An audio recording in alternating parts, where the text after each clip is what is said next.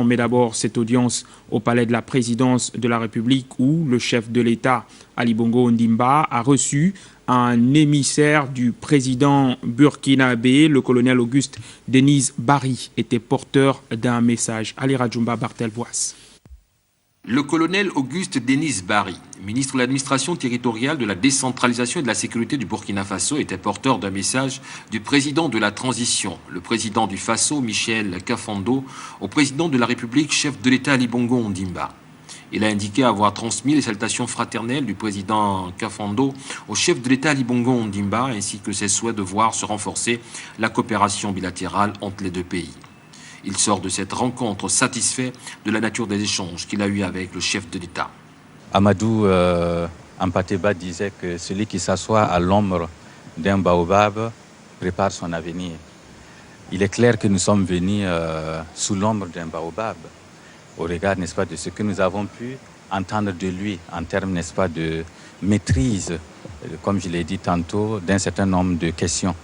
qui concernent évidemment notre pays, mais au-delà qui concernent l'Afrique et les défis actuels qui s'imposent à un certain nombre de pays, comme le Gabon et comme le Burkina. Défis du développement, je l'ai dit, mais défis également, n'est-ce pas, face aux périls terroristes,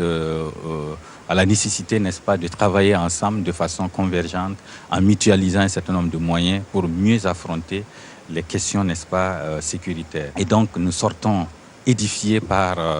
ce que nous avons pu apprendre de lui et me fondant donc sur ce proverbe que j'ai donné tantôt, nous espérons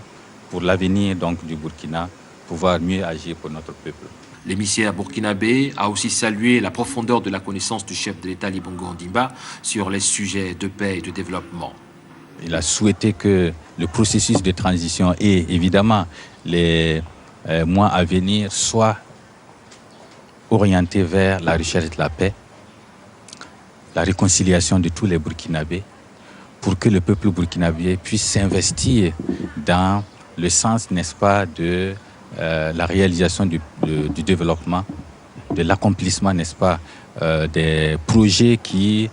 devraient s'inscrire évidemment comme prioritaires, parce qu'au-delà de tout, c'est le développement qui permettra au peuple burkinabé de s'émanciper et d'aller vers l'accomplissement de son destin. Il faut rappeler que près de 30 000 Burkinabés vivent dans ce pays en parfaite harmonie avec le peuple gabonais.